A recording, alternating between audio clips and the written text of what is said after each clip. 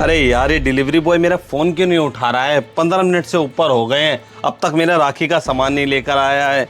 आने दो से, इसकी अच्छे से खबर लूँगा। लगता है आ रहा है।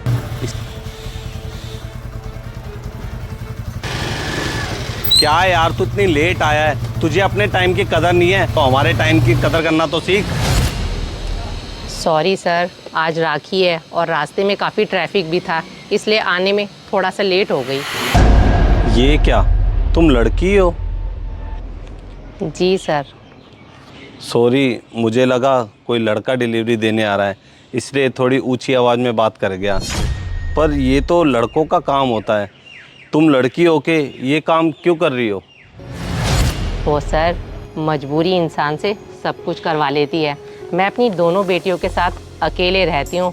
अब उनको पालने के लिए, उनको पढ़ाने लिखाने के लिए कुछ तो मुझे करना ही होगा ना, इसलिए डिलीवरी का काम कर रही हूँ।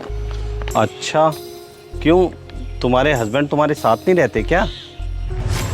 नहीं सर, मेरे हस्बैंड ने मुझे और मेरी दोनों बेटियों को छोड़ दिया है। अच्छा, लेकिन क्यों? वो सर, अब आपको मैं क्या बताऊं।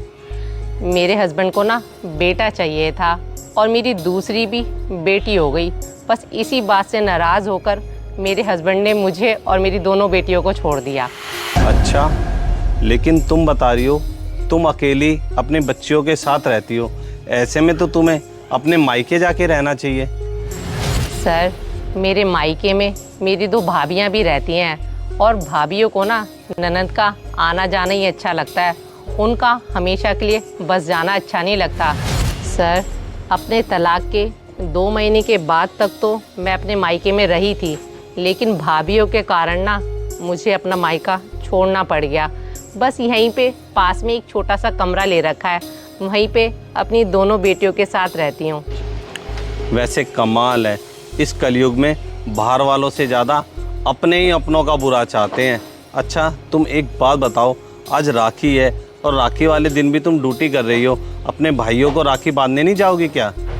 नहीं सर, मैं अपने भाइयों को राखी बांधने नहीं जा रही हूँ, क्योंकि मैंने ना अपनी ज़िंदगी में सारे मतलब के रिश्तों को ख़त्म कर दिया है। अब मेरी ज़िंदगी में मेरी दोनों बेटियों के रिश्तों से बढ़कर और कुछ भी नहीं रहा।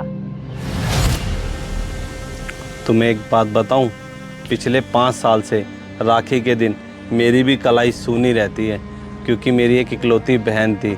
वो 5 साल पहले लंबी बीमारी के कारण इस दुनिया को छोड़ के चली गई।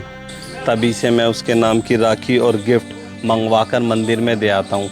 और बताऊँ तुम्हें, जब भी ये राखी का त्यौहार आता है ना, अपनी सुनी कलाई देखकर मुझे मेरी बहन की बहुत याद आती है। सर, मैं आपका दर्द समझ सकती हूँ।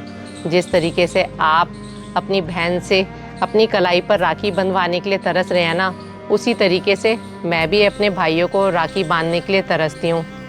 चलो ठीक है सर, चलती हूँ। 1 मिनट रुकना। पता नहीं क्यों तुम में मुझे अपनी बहन नज़र आ रही है।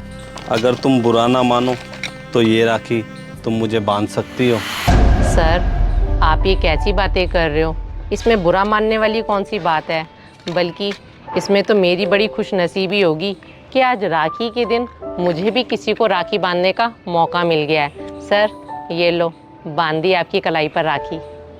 राखी तो तुमने मुझे बांध दी, अब मुझे सर मत बोलना। बताओ मुझे अब क्या बोलोगी? आपको भैया। हाँ, ये बात हुई ना मेरी बहना। ये लो तुम्हारी राखी बांधने का गिफ्ट और ये कुछ शगुन। सर, सॉरी भैया। भैया, राखी बांधने का ये गिफ्ट तो मैं आपसे ले लूँगी, लेकिन ये शगन के पैसे बहुत ज़्यादा हैं। नहीं बहन, ये पैसे कोई ज़्यादा नहीं है, तुम्हारे हौसले के आगे ये पैसे बहुत कम हैं। अच्छा बहन, मेरा नंबर तो तुम्हारे पास आ ही गया है। अपनी बेटियों को लेकर अपने भाई के घर आती रहना।